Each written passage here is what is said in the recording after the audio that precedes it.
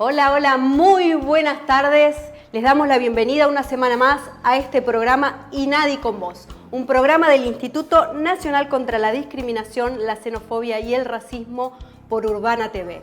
Queremos agradecerles que estén ahí del otro lado. Tenemos mucho para compartir, mucho para contarles. Por eso, como desde el INADI creemos que la discriminación es una problemática social, queremos que nos acompañes. ¿Cómo lo podés hacer? Escribiéndonos a nuestras redes sociales que figuran en pantalla durante todo el programa. Y ahora arrancamos con toda la información de nuestro noticiero federal. Acompáñanos.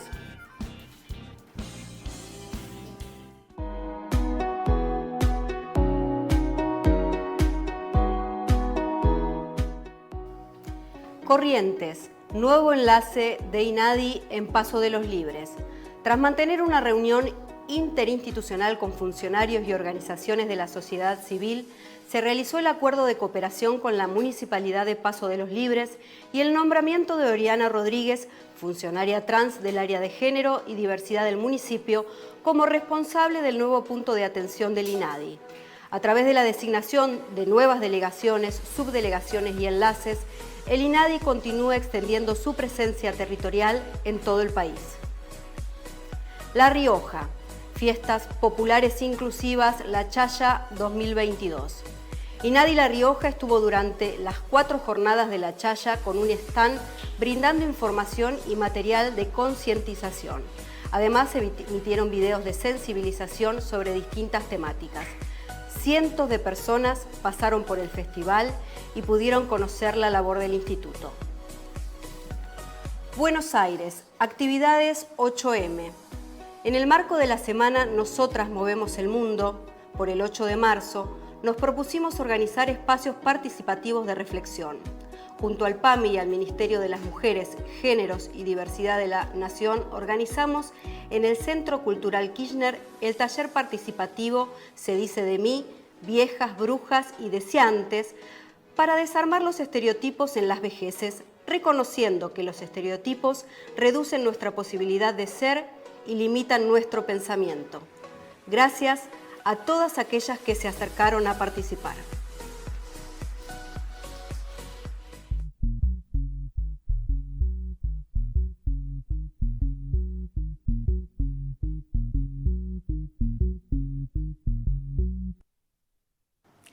El pasado 7 de marzo se conmemoró el Día de la Visibilidad Lésbica en homenaje a Pepa Gaitán. Pepa Gaitán fue una activista asesinada en el año 2010 en manos del padrastro de su novia. Este lesbicidio se transformó a partir de ahí en bandera contra la violencia y la discriminación por género, identidad u orientación sexual. Los invitamos y las invitamos a compartir un video que realizamos sobre la organización La Fulana.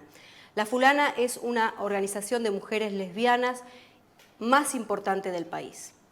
La vemos.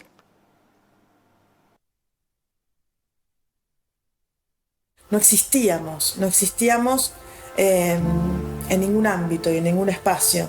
Para mí hablar de visibilidad lésbica es hablar de libertad.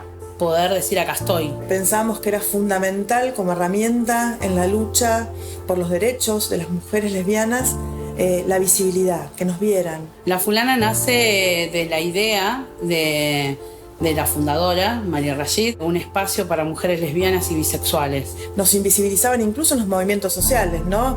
El movimiento de diversidad, por el sexismo, el movimiento feminista, por la discriminación hacia la diversidad. Entonces era importante visibilizarnos en todos los espacios y los movimientos sociales. Cuando nosotras podemos identificarnos, podemos vernos, podemos construir una identidad como lesbianas, pudimos acceder a derechos.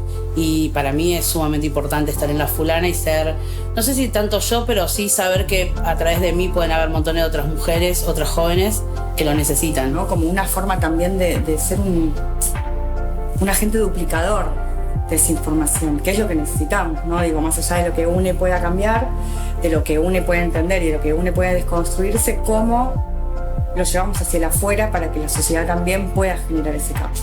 Y no tiene que ver con que La Fulana te diga lo que tenés que hacer, sino que hace que vos misma busques ese caminito, salgas con la cabeza un poco más levantada, ¿no? Que puedas mirar más a los ojos al resto siendo quien sos. Y lo que hicimos, bueno, se arma un proyecto de ley para presentar que todos los 7 sea en conmemoración al asesinato de Pepa Gaitán. Y la Pepa fue eso, fue el cimbronazo, fue el golpe, fue la patada que nos dieron, nos dijeron, mirá, acá nomás, mataron una torta por ser torta. Fue como salir a levantar una bandera con una cara, con un nombre que éramos cada una de nosotras que estábamos haciendo el camino de ser quienes éramos. Y que si no levantábamos además esa bandera, nadie lo iba a hacer por nosotras. La fulana propone el Día de la Visibilidad Lésbica como un día para que la sociedad o con la sociedad reflexionar y cómo las disidencias y las diferencias lo que hacen es a veces cuestionarnos dogmas y paradigmas que hay que deconstruir para ser en definitiva más felices.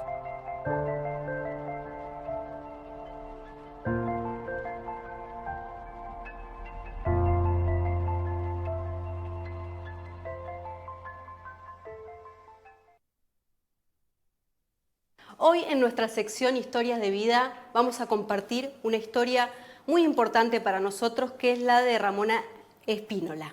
Ella es principalmente vecina del barrio Mujica y además es un enlace que tenemos desde el INADI con la comunidad. Es receptora de las necesidades, las denuncias y todo lo que ustedes desde el barrio nos quieran comunicar. La escuchamos.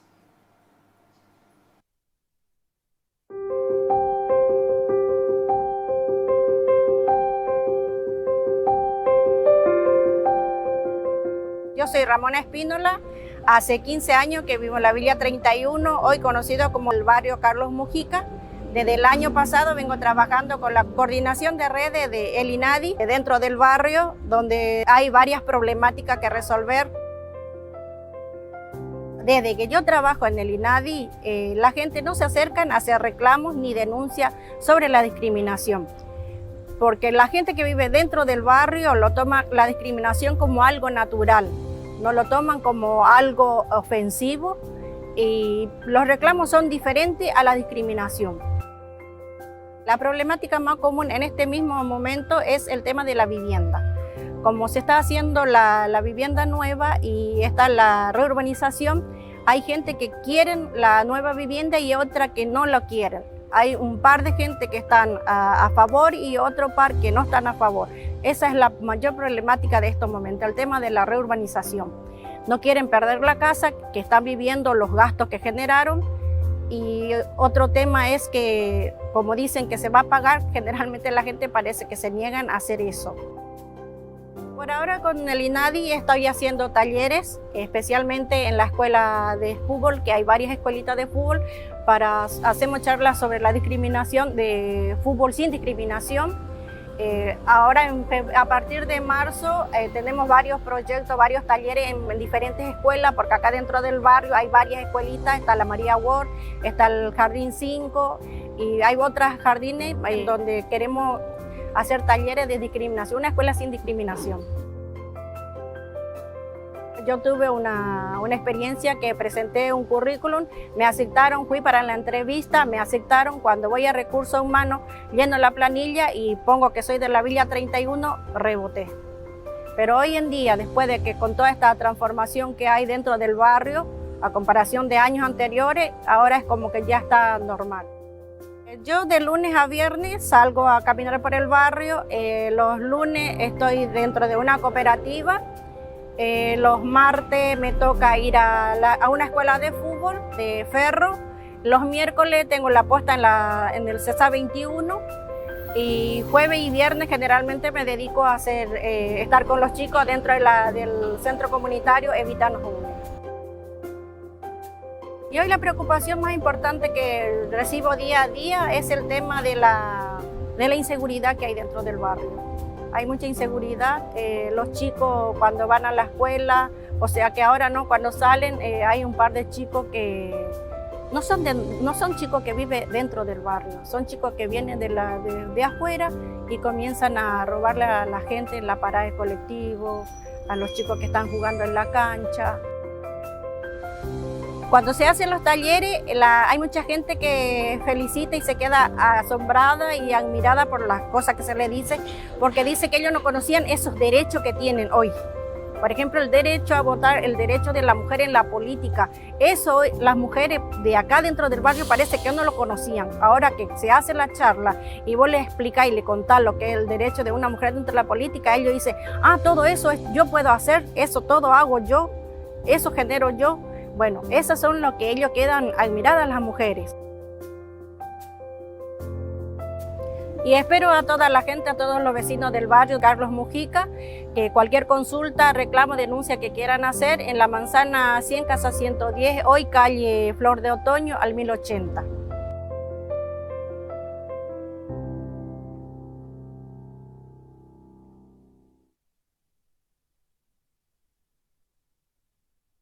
Bueno, primero no me quiero ir de la nota agradeciéndole a Ramona por la labor que hace y decirles a ustedes que cuentan con ella acá en el barrio Carlos Mujica como enlace y como primer punto de partida para hacerle llegar sus denuncias, sus necesidades. Es la persona que tenemos en el INADI para acercarnos. Y además, no se olviden que está la línea 168 en la que pueden comunicarse de lunes a lunes, incluyendo sábados, domingos y feriados, gratuita, donde pueden hacer sus denuncias o sus consultas. Ahora nos vamos a ir a la pausa, pero antes quiero invitarlos a nuestra sección Diálogos sin Etiqueta por el Día Internacional de la Eliminación de la Discriminación Racial.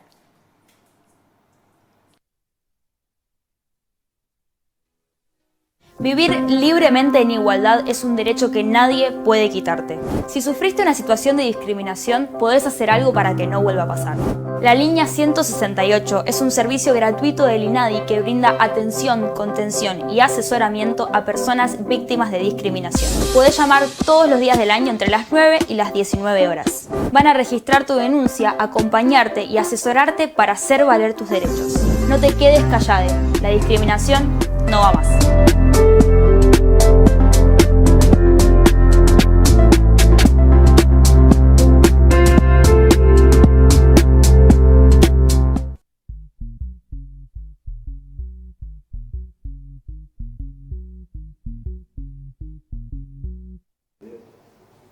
Bueno, seguimos en INADI con vos, de vuelta una vez más en el segmento Diálogos sin Etiqueta. Hoy tengo el gustazo de que me acompañe mi amiga, mi hermana, Laura Omega Pérez. La presento para quien no la conozca.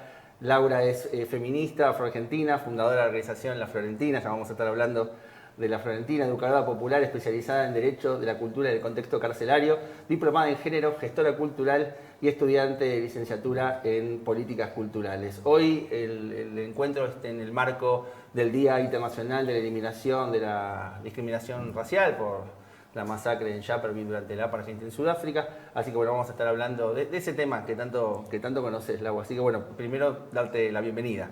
Gracias, muchas gracias.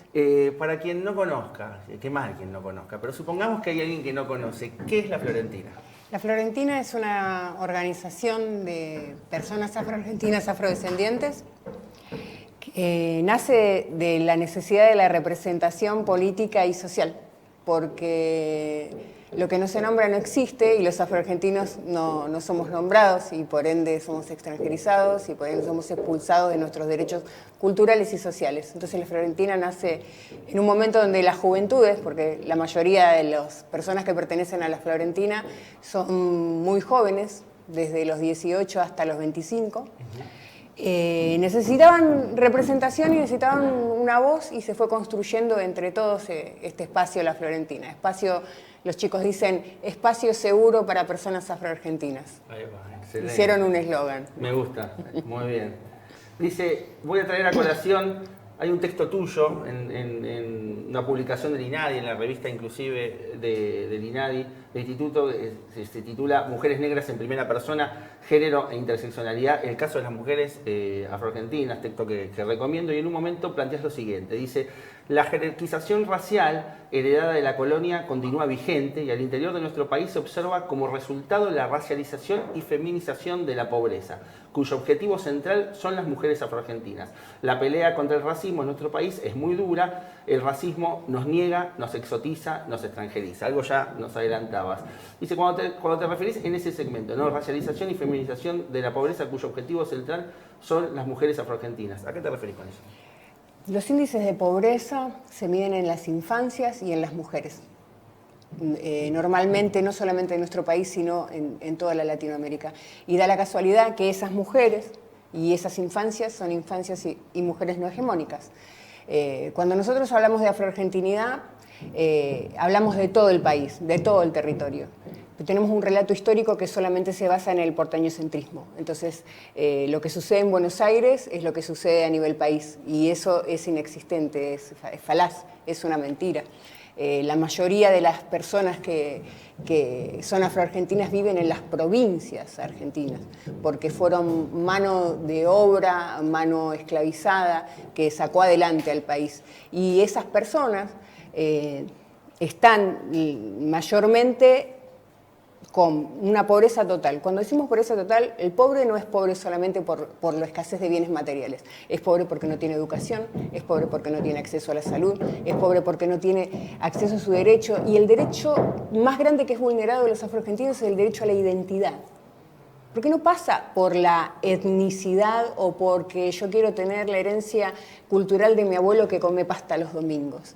Pasa por saber quién soy, porque si yo no sé quién soy, no sé a dónde voy. Entonces es muy fácil que estemos todos perdidos porque no tenemos claro nuestro anclaje, nuestro ser nacional, nuestra soberanía cultural. Y a la mayoría de nosotros se nos es negado el ser soberano, ¿no? Soberano sobre nuestra identidad. Entonces vamos a estar en un estado de pobreza, primero un estado de pobreza de reconocimiento espiritual y de reconocimiento del ser. Después vamos a tener un estado de pobreza material y un estado de pobreza de salud educacional, que son consecuencias de la institucionalidad del racismo.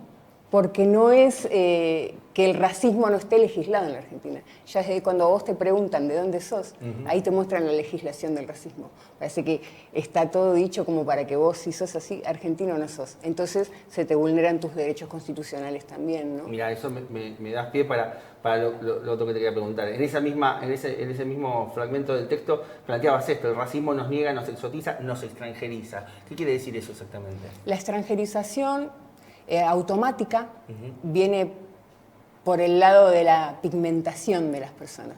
Si vos no tenés unos rasgos definidos como el ser argentino, ¿no? Hijo, nieto de español o nieto, porque viene desde esto de que la Argentina se hizo de los barcos, de que la Argentina crece a través del proceso migratorio después de las guerras o de la década del 80 y la Argentina abierta a la Europa para que la Europa venga a hacerse la América.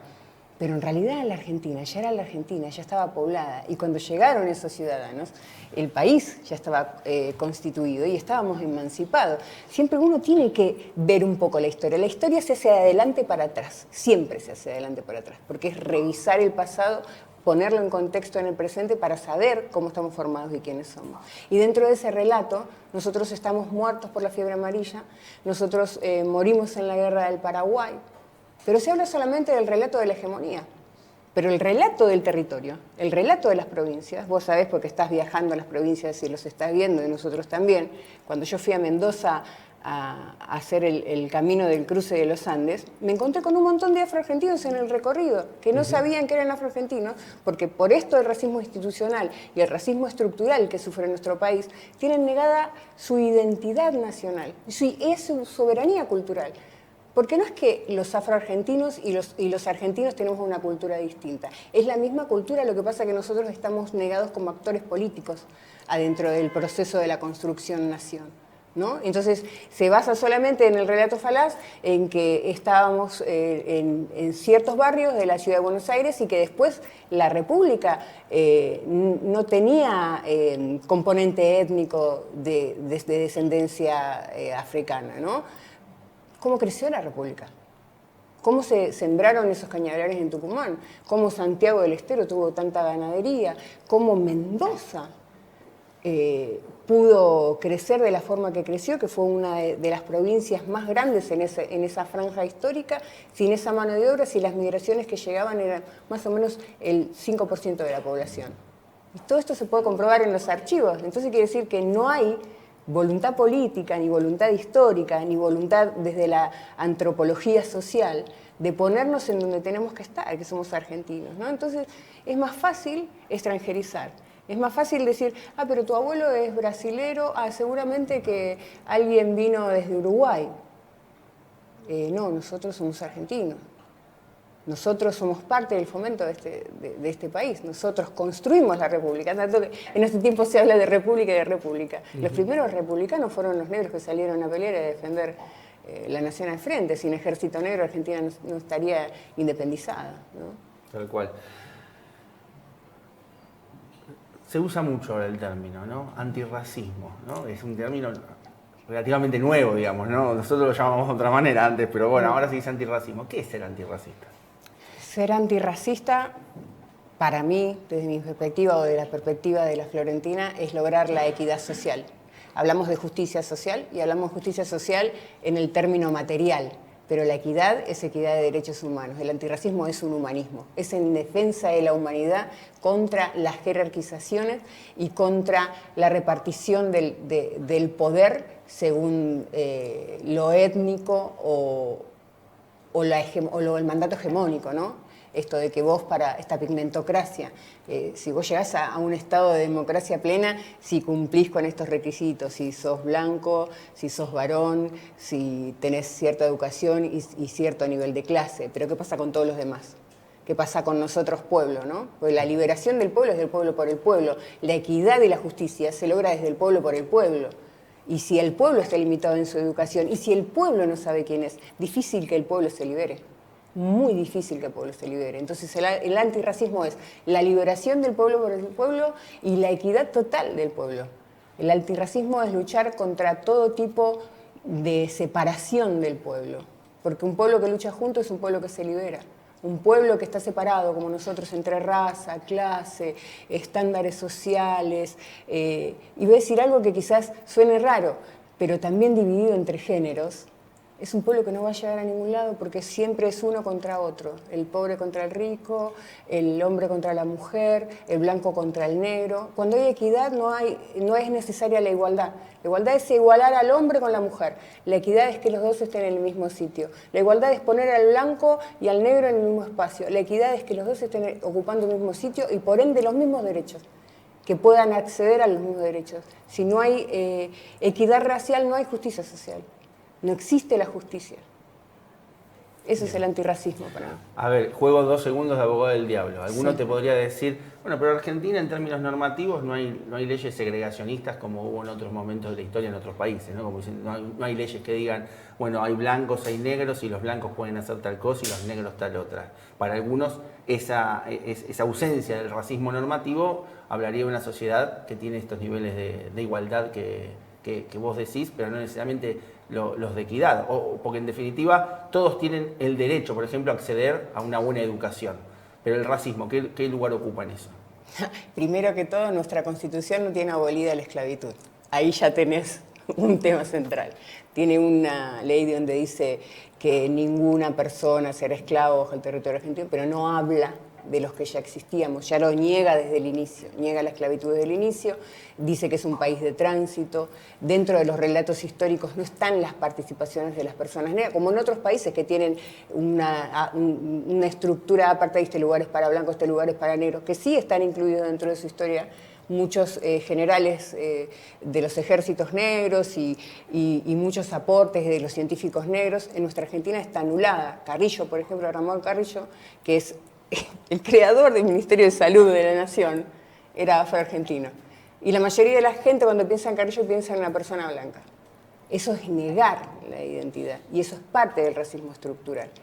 Lo que yo muestro de mi nación es lo que mi nación es. Y si yo muestro una nación enteramente migrante, enteramente blanca, estoy negando, por un lado, a los originarios que fueron... Yo no hablo de mis hermanas indígenas porque creo que ellas tienen que hablar por ella, pero en este momento solamente voy a decir esto. Estamos negando a los originarios, estamos negando a los negros. Y se hizo tan fácil la negación del negro que diciéndole negro a todo se anula una identidad. Y después el discurso que se dice para no ser racista y no ser clasista y no separar. No le digas negro, no es así. Entonces te lo niegan por dos lados. Por un lado te dice que es negro lo que no es negro y por otro lado te dice no te digas negro porque está mal. Entonces no es dicotómico. Ahí está. Excelente. Bueno, por último, para quien quiera seguir escuchándote, interiorizarse más del trabajo de la Florentina que hacen, bueno, ¿cómo los pueden contactar? Nosotros tenemos un Instagram que es La Florentina, Espacio La Florentina, nos pueden contactar ahí y trabajamos desde género e interseccionalidad hasta derechos identitarios y sobre todo educación circular. Damos talleres de educación circular. Excelente, gracias. Muchas Laura, gracias por haber estado. Muchas gracias.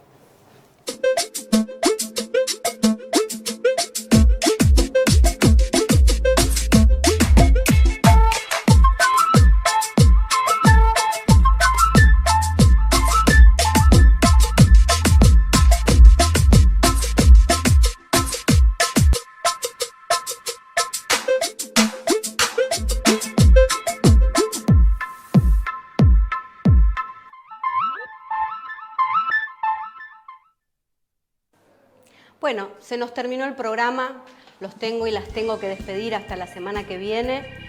Recordarles que, como les digo siempre, estamos trabajando para estar cada vez más cerca de ustedes. Y bueno, buena semana para todos y todas, y Inadi está con vos.